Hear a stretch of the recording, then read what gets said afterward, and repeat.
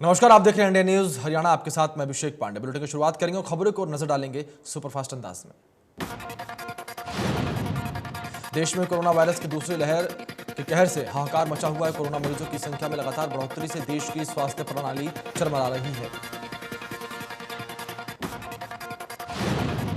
देश में पिछले 3 दिन से हर रोज 4 लाख से ज्यादा नए कोरोना मरीज मिल रहे हैं। पहली बार 24 घंटे में रिकॉर्ड 4187 लोगों की कोरोना से मौत हुई है।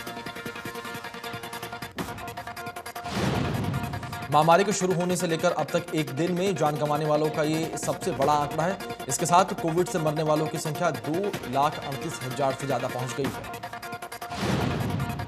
पिछले 24 घंटे में 3,18,000 से ज्यादा कोरोना मरीज स्वस्थ होकर अपने घर लौटे। देश में अब तक 1,79,00,000 से ज्यादा कोरोना मरीज जो है वायरस को मात दे चुके हैं।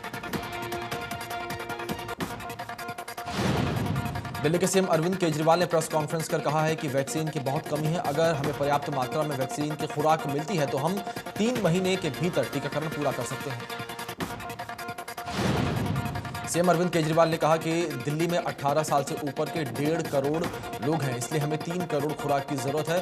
इससे दिल्ली सरकार को अब तक सिर्फ 40 लाख खुराक मिली है। सीएम केजरीवाल ने कहा कि अगले 3 महीने के लिए हमें 80 से 85 लाख वैक्सीन हर महीने चाहिए। हर रोज 1 लाख वैक्सीन लगाई जा रही है, लेकिन हर रोज 3 लाख वैक्सीन लगनी चाहिए। सीएम अरविंद केजरीवाल ने कहा कि वो केंद्र सरकार से अनुरोध करते हैं कि दिल्ली को टीकों की पर्याप्त उपलब्धता सुनिश्चित की जाए। कोरोना वायरस की बढ़ती लहर के बीच बॉलीवुड के कई सेलिब्रिटीज को कोरोना होने लगा है। अब एक्ट्रेस कंगना रनौत को भी कोरोना हो गया है। कंगना ने इंस्टाग्राम पोस्ट के जरिए अपने कोविड टेस्ट की रिपोर्ट साझा की और बताया कि वो कोरोना पॉजिटिव है। कंगना ने अपना हालचाल भी शेयर किया।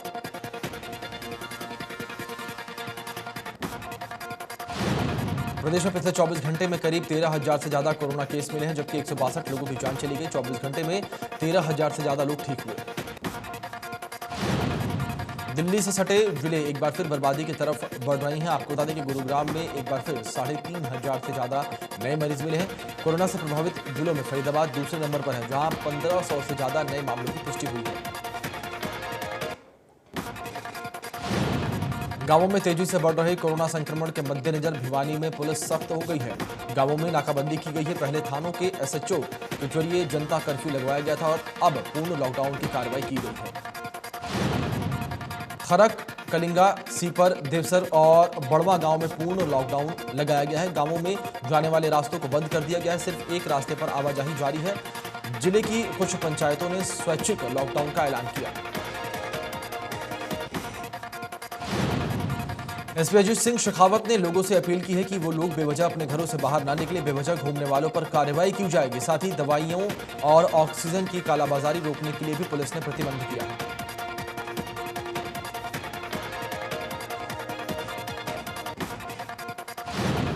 अंबाला में एम्बुलेंस चालक की लापरवाही का मामला सामने आया। आरोप है कि अंबाला कैंट सिविल अस्पताल से पीजीआई रेफर किए जाने पर कोरोना पॉजिटिव मरीज ने एम्बुलेंस चालक की लापरवाही के चलते अपनी जान गंवा दी। मृतक के परिजनों ने अस्पताल में जमकर हंगामा किया और कहा कि एम्बुलेंस चालक की ऑक्सीजन बलदेव नगर में जाकर खत्म हो गई, जिसके चलते मरीज की मौत हो गई। आरोप है कि एम्बुलेंस चालक ने पहले तो 4,000 रुपए की डिमांड की और फिर बाद में 2,500 रुपए में जाने के लिए तैयार हो गया। उसने कहा कि उसके पास ऑक्सीजन सिलेंडर है, लेकिन बलदेव नगर के पास जाकर उसका ऑक्सीजन खत्म हो गया। अस्पताल में परिजनों के हंगामा करने की सूचना मिलने पर पुलिस मौके पर पहुंची और जांच शुरू कर दी। भिवानी में सीआईए की टीम ने निजी अस्पताल के मेडिकल स्टोर पर छापेमारी की। स्टोर पर रेमडेसिविर इंजेक्शन 35,000 रुपए में बेची जा रही थी। टीम को मौके पर 2 इंजेक्शन मिले। मौके पर ड्रग इंस्पेक्टर को बुलाकर कार्रवाई की गई। हालांकि दोनों इंजेक्शन नकली बताए जा रहे हैं। सीआईए और ड्रग विभाग की टीम पूरे मामले की जांच करने में जुटी हुई है। कैबिनेट मंत्री मूलचंद शर्मा ने फरीदाबाद के बादशाह खान अस्पताल, बल्लभगढ़ के सरकारी अस्पताल सहित कोविड सेंटरों में सरकारी व्यवस्थाओं का जायजा लिया। इस मौके पर मूलचंद शर्मा ने कहा कि सरकार पूरे प्रदेश के लोगों की जान बचाने के लिए हर संभव मदद में लगी हुई है। दवाइयां और ऑक्सीजन मरीजों को उपलब्ध करवाई जा रही हैं। मूलचंद शर्मा ने कहा कि सभी प्राइवेट अस्पताल सरकार की जारी रेट लिस्ट अपने अस्पताल के बाहर चस्पा करें ताकि लोगों को कोई परेशानी ना आए। मूलचंद शर्मा ने सेक्टर 3 के सामुदायिक भवन में बनाए गए कोविड सेंटर पहुंचकर डॉक्टरों से जानकारी ली। डॉक्टरों ने बताया कि सामुदायिक भवन में ऑक्सीजन बेड की कोई कमी नहीं है। कैबिनेट मंत्री ने तिगांव के स्वास्थ्य केंद्र में भी सुविधाओं का जायजा लिया। यहां कोविड सेंटर में ऑक्सीजन बेड उपलब्ध मिले और लोगों को लगाई जा रही वैक्सीन का कार्य भी सुचारू रूप से चलता हुआ मिला। बीके अस्पताल जाते वक्त नीलम फ्लाईओवर पर एक गाड़ी ऑक्सीजन सिलेंडर से भरी नजर आई तो परिवहन मंत्री ने गाड़ी रुकवाकर उस गाड़ी में बैठे लोगों से पूछताछ की और गाड़ी में ऑक्सीजन ले जाने की परमिशन को देखने के बाद ही उसे जाने दिया। भिवानी में लॉकडाउन लगने के साथ ही ऑटो चालकों का काम धंधा चौपट हो गया है। ऑटो रिक्शा चालकों को आर्थिक संकट से जूझना पड़ रहा है। रेवाड़ी में कुछ घंटों के लिए सब्जी मंडी खोलने से किसानों को सब्जियों की लागत नहीं मिल पा रही है। किसानों ने सब्जी मंडी खोलने के समय सीमा को बढ़ोतरी की मांग की है। किसानों की माने तो मेहनत के बाद उनका टमाटर मात्र 2 रुपए किलो खरीदा जा रहा है, जो बाजार में 15 से 20 रुपए प्रति किलो ग्राहकों को मिलता है। किसानों का कहना है कि टमाटर उगाने के लिए 1 एकड़ पर 1 लाख का खर्च आता है, जिसका इन्हें 50% भी नहीं मिल पा रहा। यही हाल तरबूज का भी है। कोरोना के बढ़ते मामलों के बीच चेन तोड़ने के लिए प्रदेश सरकार के 7 दिनों के लॉकडाउन की घोषणा के बावजूद लोग मानने को तैयार नहीं हैं। लोग बहाने बनाकर अपने घरों से बाहर निकल रहे हैं। अंबाला पुलिस ने लोगों को समझाने के लिए यूनिक पनिशमेंट देते हुए उनसे उठक बैठक करवाई ताकि लोग बहाने बनाकर घरों से बेवजह बाहर ना निकलें। पुलिस ने लोगों को घर से बाहर निकलने पर समझाया कि उनका भी परिवार है, इसलिए लोग सोच समझकर बाहर निकलें। पुलिस अधिकारी ने बताया कि लोगों को समझाया गया है, उन्हें कोई सजा नहीं दी गई ताकि लोग समझ सकें और बाहर न निकलें। सिरसा में कोरोना के केस लगातार बढ़ते जा रहे हैं। टीकाकरण केंद्रों पर लोग टीकाकरण के लिए स्वयं पहुंच रहे हैं। स्वास्थ्य विभाग द्वारा वैक्सीनेशन पर जोर दिया जा रहा है ताकि अधिक से अधिक लोगों को वैक्सीन लगाई जा सके। जिले में 45 से अधिक आयु वर्ग व 18 वर्ष से लेकर 44 वर्ष तक आयु वर्ग को अलग अलग वैक्सीन केंद्रों पर वैक्सीन लगाई जा रही है। 18 से 44 वर्ष के उन्हीं लोगों को वैक्सीन लगाई जा रही है जिन्हें पोर्टल पर रजिस्ट्रेशन करवाया है, जबकि टीकाकरण के लिए 45 वर्ष से अधिक उम्र के लोगों को भी वैक्सीन केंद्रों पर बिना पंजीकरण वैक्सीन लगाई जा रही है। दिल्ली में ऑक्सीजन सप्लाई को लेकर सुप्रीम कोर्ट ने केंद्र सरकार को सख्त आदेश दिए हैं। सुप्रीम कोर्ट ने कहा है कि केंद्र को दिल्ली में हर रोज 700 मीट्रिक टन ऑक्सीजन की सप्लाई करनी होगी। सुप्रीम कोर्ट ने केंद्र सरकार से कहा है कि सिर्फ एक बार ऑक्सीजन देने से काम नहीं चलेगा। सुनवाई के दौरान जस्टिस चंद्रचूड़ ने कहा कि 700 मीट्रिक टन ऑक्सीजन रोज दिल्ली को देने होंगे।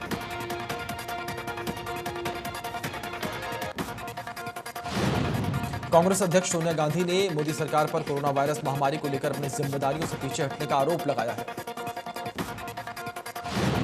सोनिया गांधी ने आरोप लगाया है कि मौजूदा सरकार ने जनता को निराश किया है। इस दौरान उन्होंने कहा कि मौजूदा हालात पर चर्चा के लिए तत्काल एक सर्वदलीय बैठक बुलाई जानी चाहिए। सोनिया गांधी ने कहा कि कोविड का संकट सरकार बनाम हम की लड़ाई नहीं है, बल्कि हम बनाम कोरोना है। हम एक राष्ट्र के तौर पर इस लड़ाई को लड़ना होगा। सोनिया गांधी ने कहा कि कांग्रेस की यह मांग है कि संसद की स्थायी समिति की बैठक भी बुलाई जाए ताकि महामारी से बेहतर ढंग से निपटने के लिए सामूहिक कार्रवाई और जवाबदेही सुनिश्चित की जा सके।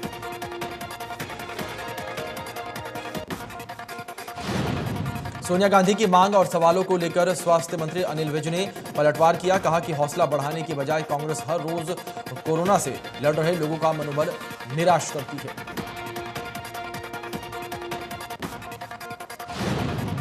अनिल विज ने अपनी जान की परवाह किए बिना कोरोना मरीजों की जिंदगियां बचाने में जुटे डॉक्टर्स, नर्सों और पैरामेडिकल स्टाफ को सैल्यूट किया। लॉकडाउन बढ़ाने के सवाल पर स्वास्थ्य मंत्री अनिल विज ने कहा कि इसका असर कुछ दिन बाद देखने को मिलेगा और सरकार ने अभी लॉकडाउन बढ़ाने पर कोई विचार नहीं किया है। एम्बुलेंस संचालकों की मनमानी पर सरकार पूरी तरह सख्त हो गई है। कालाबाजारी और मुनाफाखोरी रोकने के लिए हरियाणा में कंट्रोल रूम स्थापित किया गया है और 45 लोगों को गिरफ्तार किया गया है। जिंद के मुख्य चौराहों और बाजारों पर पुलिसकर्मी तैनात नजर आ रही हैं। सुबह 6 बजते ही शहर थाना के एसएचओ बाजार में निकल गए। पुलिस ने लाउडस्पीकर के जरिए लोगों से लॉकडाउन के नियम मानने की अपील करने लगे। इस दौरान आपको बता दें कि लोग बेवजह कहीं आते आते दिखे, उन्हें वापस घर भेजा गया। सिरसा में लॉकडाउन के तहत सभी कारोबार बंद है, तो दूसरी ओर सरकार द्वारा जारी की गई गाइडलाइन को भी लोगों के समझने से परे हो चली है। सिरसा जिले के दुकानदार, व्यापारी और ढाबा संचालक जो हैं काफी परेशान नजर आ रहे हैं। इसी कड़ी में ढाबा संचालक सिरसा के लघु सचिवालय पहुंचे और अधिकारियों से मुलाकात की। ढाबा संचालकों का कहना है कि गाइडलाइन के मुताबिक अगर वो अपने कारोबार और दुकानों को खोलते हैं तो प्रशासन उन्हें दुकानें नहीं खोलने दे रहा है। उन्होंने कहा कि सही गाइडलाइन न होने के कारण उन्हें काफी परेशानी का सामना करना पड़ रहा है। हरियाणा में बेशक लॉकडाउन लगा दिया गया है, लेकिन झज्जर जिले के बहादुरगढ़ दिल्ली सीमा पर कृषि कानूनों को लेकर किसानों का धरना जारी है। किसान नेताओं का कहना है कि बंगाल में बीजेपी चुनाव हार गई है, इसलिए अब हरियाणा में लॉकडाउन लगाया गया है। बीजेपी को अभी आगे भी और ज्यादा बड़े झटके लगेंगे। किसान नेताओं ने कहा कि सरकार को कोरोना फैलने से बचाने के लिए देश में पुख्ता इंतजाम करने चाहिए, लेकिन सरकार ऐसा नहीं कर पाई। उन्होंने कहा कि सरकार अगर चाहती है तो किसान आंदोलन और किसानों के बीच कोरोना न फैले तो किसानों की मांग मानकर सरकार उन्हें घर भेजने की कोशिश करे। किसानों ने कहा कि किसान को तो मरना है, या तो किसान कोरोना की बीमारी से मरेंगे या फिर किसानों को सरकार द्वारा लागू किए गए तीनों कृषि कानून मार देंगे। किसानों ने एक बार फिर जताया कि कितना भी सरकार प्रयास कर लें, किसी भी कीमत पर वो अपना आंदोलन खत्म नहीं करेंगे। किसान नेता अंबाला के शंभू टोल प्लाजा पहुंचे, जहां उन्होंने किसानों को संबोधित किया, साथ ही कोरोना से बचाव को लेकर अपील की। किसान नेता गुरनाम चढ़ूनी ने धरने पर बैठे किसानों का हौसला बढ़ाया। किसान नेता गुरनाम सिंह चढ़ूनी ने किसानों के साथ एक बैठक भी की और किसानों से कहा कि जब तक सरकार उनकी मांग नहीं मानती तब तक ये धरना जारी रहेगा।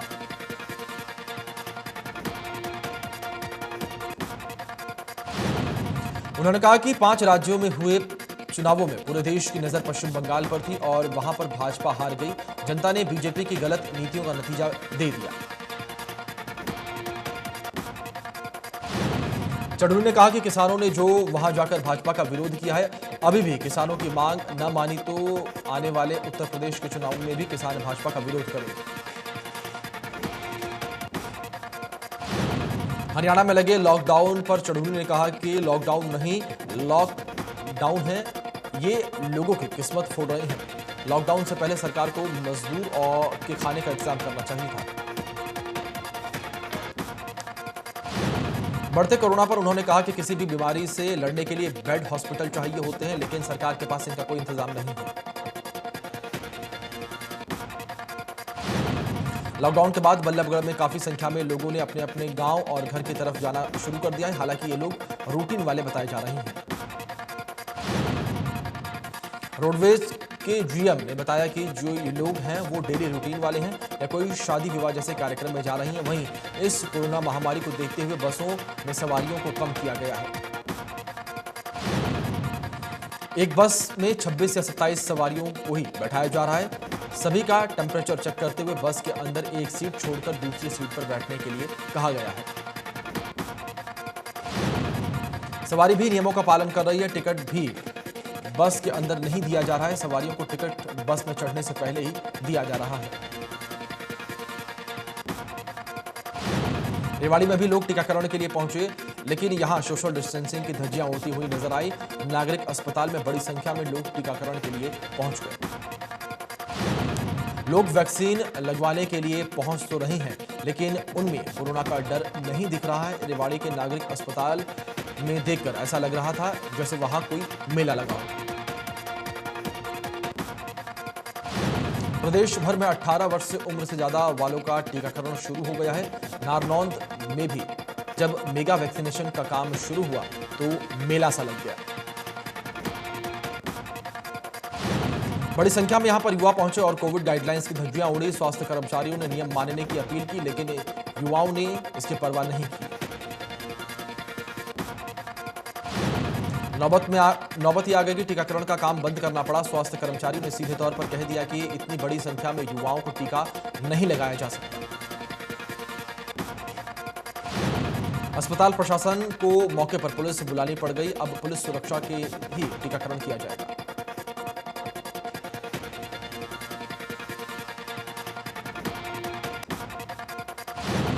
कोरोना ने लोगों के दिमाग में इतनी दहशत पैदा कर दी है कि वो बीमारी के कारण तड़प तड़प कर मरने से पहले ही खुद अपनी जान दे रही हैं। रेवाड़ी से दिल दहला देने वाला मामला सामने आया है।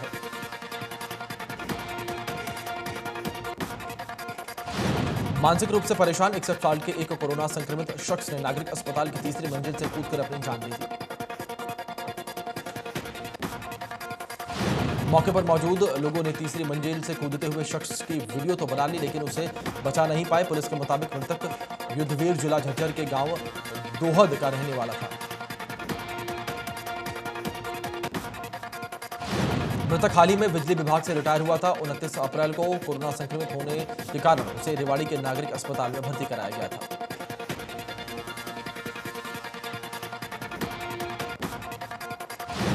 पुलिस के मुताबिक कोरोना बीमारी के कारण मानसिक रूप से परेशान हो चुके युद्धवीर ने तीसरी मंजिल से कूदकर अपनी जान दी थी।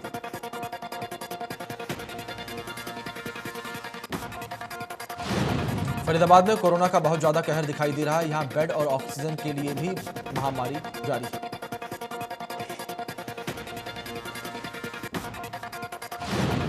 जिले में एक ही परिवार के 4 लोगों की कोरोना से मौत हो चुकी है। ये 4 मौतें 10 दिन के अंदर हुई हैं।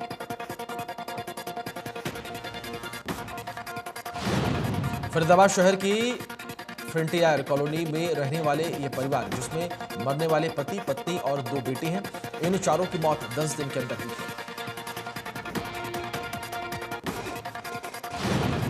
कॉलोनी वालों का एक निजी अस्पताल पर लापरवाही बरतने का आरोप है और इनका कहना है कि अस्पताल प्रबंधन ने 5 लाख का बिल बनाया था।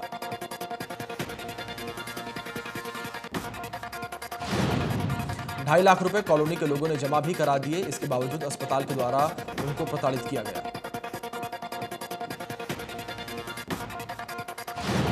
लोगों का यह भी आरोप है कि प्रशासन और अस्पताल की लापरवाही के चलते ऑक्सीजन समय पर न मिलने पर इनके बेटे रोहित की मौत हुई। टोहाना में कोरोना वैक्सीन बुजुर्ग दंपत्ति के लिए संजीवनी साबित हुई है। बुजुर्ग जोड़े ने 6 दिन में कोरोना को मात दी। ठीक होने की बड़ी वजह दोनों को लगी वैक्सीन की एक डोज बताई जा रही है। शहर की फ्रेंड्स कॉलोनी के व्यापारी विनोद सिंगला के परिवार में 9 लोग कोरोना संक्रमित हो गए हैं। कोरोना वैक्सीन लेने के चलते उनके माता पिता ने कोरोना को 6 दिन में हरा दिया। सबसे पहले व्यापारी विनोद सिंगला के परिवार में 15 अप्रैल को उनका बेटा और भांजा कोरोना पॉजिटिव हुए। 19 अप्रैल को उनके माता पिता संक्रमित हुए थे। फरीदाबाद में ऑक्सीजन सिलेंडर की कालाबाजारी करने वाले एक युवक को पुलिस ने गिरफ्तार किया। यह युवक 50,000 रुपए में ऑक्सीजन के खाली सिलेंडर बेच रहा था।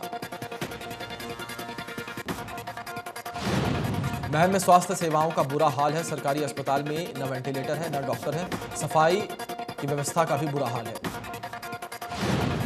अनेकों समस्याओं के साथ महम का सामान्य अस्पताल चल रहा है। नई मुसीबत यह है कि अस्पताल में काम करने वाले ठेके वाले कर्मचारियों ने हड़ताल कर दी है। कर्मचारियों ने 3 महीने से वेतन नहीं मिलने का आरोप लगाया है और कहा है कि उनके नए टेंडर भी नहीं दिए गए हैं, लेकिन वो अस्पताल में काम कर रहे हैं। एसएमओ डॉक्टर शिवारी ने बताया कि उच्च अधिकारियों से बात कर समस्या का हल करवाने के लिए 1 सप्ताह का समय दिया गया है। कर्मचारी सहमत होते हुए काम पर लौट आए।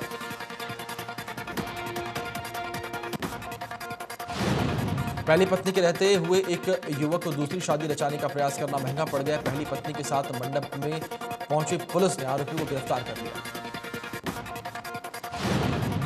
युवक का अपनी पत्नी के साथ अदालत में पिछले 7 साल से दहेज का केस चल रहा था और उनका अभी तलाक भी नहीं हुआ था। बावजूद इसके दूसरी शादी झज्जर के एक होटल में रचा रहा था।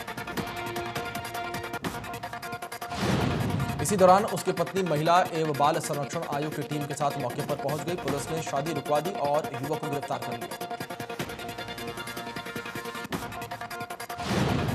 मामला हालांकि सोनीपत जिले का है, लेकिन गोपनीय ढंग से शादी झज्जर के डाइवर्सन मार्ग पर एक होटल में रखी गई थी। यहां महिला एवं बाल संरक्षण आयोग की टीम के साथ पहुंची। युवक की पहली पत्नी ने बताया कि उसकी शादी साल 2014 में उक्त युवक के साथ हुई थी। शादी के बाद से ही उससे दहेज के लिए तंग किया जाने लगा। बाद में उसे घर से निकाल दिया। युवती अपने मायके में रह रही है, लेकिन पिछले दिनों उसे अपने ससुराल के ही किसी रिश्तेदार के जरिए पता लगा था कि उसका पति झज्जर के होटल में शादी रचा रहा है।